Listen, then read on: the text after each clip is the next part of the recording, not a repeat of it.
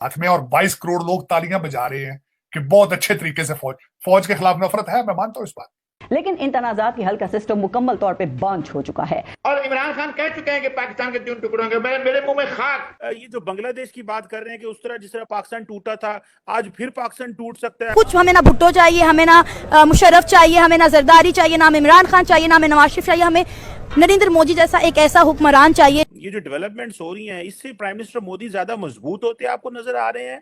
लेकिन मैं खुद हैरान रह गई जब मैंने देखा कि उन्होंने टिकट परचेज की है और फिर वो स्कैन, वो होता है ना मेट्रो लाइन में वो टिकट को स्कैन करते हैं, टिकट अपनी स्कैन करवाई है और जो आम पैसेंजर के लिए रास्ता है उससे होते हुए प्राइम मिनिस्टर नरेंद्र मोदी ने व्हाइट फील्ड से कृष्णा राजपुरा तक 13.71 किलोमीटर लंबी मेट्रो लाइन का शनिवार को उद्घाटन किया और स्टाफ के साथ और अन्य कई लोगों के साथ ट्रेन पर सवारी भी की।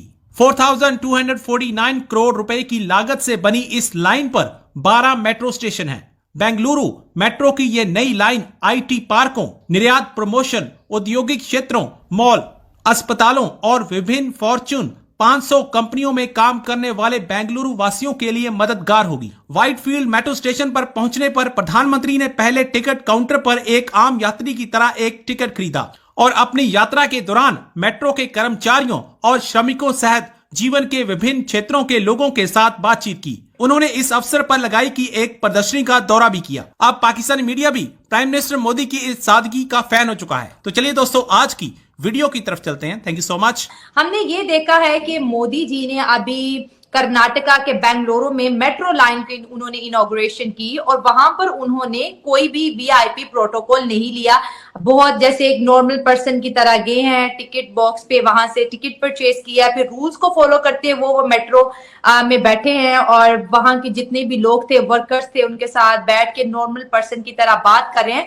तो कहा यह जा रहा है कि मोदी जी जो है ना वो वीआईपी प्रोटोकॉल को अब इंडिया से खत्म कर रहे हैं। वहां के मिनिस्टर हो, पीएम हो या प्रेसिडेंट हो, उनको भी अब वैसे ही रहना पड़ेगा जैसे इंडिया में आम लोग रहते हैं। तो आप इस मूव के बारे में क्या कहेंगे? I think it's a great initiative. I can see that. मगर ये जो पैसे हमारे जाया होते हैं ना कि आपने इतना इतना प्रोटोकॉल दिया हुआ है और बड़े बड़े रेस्टोरेंट्स में खाना खाए जा रहे हैं, प्राइवेट प्लेन्स में ट्रेवल हो रहा है, इसका खर्चा कौन उठाता है? इसका खर्चा हम उठा रहे होते हैं, टैक्स पेयर्स। तो दिस शुड बी फिनिश्ड। उन लोगों को किस चीज की इतनी तनख्वाह दी जा रही है? लाइक सीरियसली, आप मुल्क ही चला रहे हो ना, हम भी तो जॉबिंग कर रहे हैं, हम भी कंट्रीब्यूट कर रहे हैं towards the society, and so are you. So why should you get extra treatment and the other people are not? हालांकि वही आपकी सैलरी दे रहे हैं। So this is amazing, I think.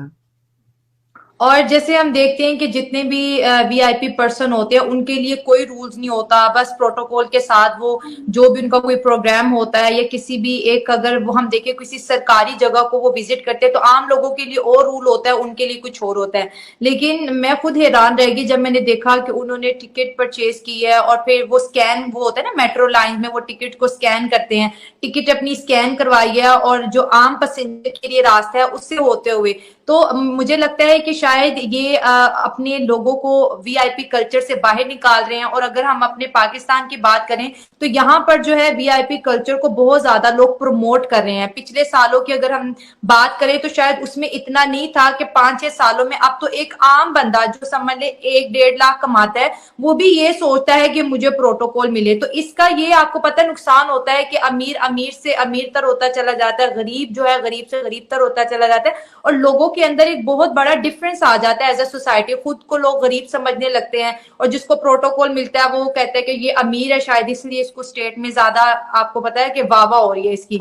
तो आप इस बारे में क्या कहेंगे? आई थिंक ये जो रूल्स फॉलो करना है ना, तो हमारा जो सब कॉन्टिनेंट है, पाकिस्तान तो खैर छोड़ ही दें आप उसको, कोई रूल्स ऐसे हैं ही नहीं। कोई सिस्टम एक बनाना चाहिए। आज आपके हालात ये हैं कि उसने बिल्कुल पूरे पाकिस्तान के ऊपर पेट्रोल छिड़क दिया है और माचिस उसके हाथ में और 22 करोड़ लोग तालियां बजा रहे हैं कि बहुत अच्छे तरीके से फौज के खिलाफ नफरत है, मैं मानता हूं इस बात। और अदालतों के खिलाफ तो वैसे ही नफरत है क्योंकि इसके लिए कानून और है और आपके लिए और मेरे लिए कानून और है। आप आज केस लेकर जाएंगे, 25 साल की डेट है उसकी, 22 साल 25 साल एवरेज हाई कोर्ट का केस, और इसके लिए सारा कुछ चलता है। मेरा मकसद है और नया नया सिस्टम जिसकी तहरीक इंसाफ इन्होंने बात की है जी कि मैं दूध की नहरें चलाऊंगा इंसाफ के जरिए। इंसाफ कैसा है भाई? अदालतों में जाते हो 10,000 साल जाके बदमाश जाके हमला कर दे, तो ये इंसाफ है? ये कानून की पासदारी?